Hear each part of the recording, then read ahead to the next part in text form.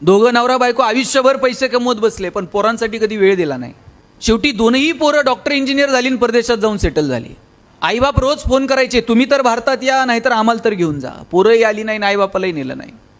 एक दिवशी आई गेली. आई गेल्यावर बापानं फोन केला, जिवंत होती तोपर्यंत आला नाहीत, आज तुमची आई गेली, जमलं तर या. 2 मुलांपैकी एक मुलगा आला, आईला अग्नी दिला आणि लगेच परदेशात जायला निघाला. वडिलांनी विचारलं, राजा 8-10 दिवस थांब.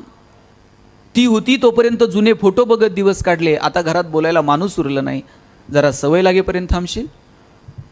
पोरानं बापाच्या हातात 50,000 रुपये टेकवले आणि सांगितलं, आईचा पेपरला फोटो द्या, भावपूर्ण श्रद्धांजली म्हणून आमच्या दोघांची नावं घाला, गावाला गोडधोड जीव घाला, पण 10 दिवस नाही थांबतायच.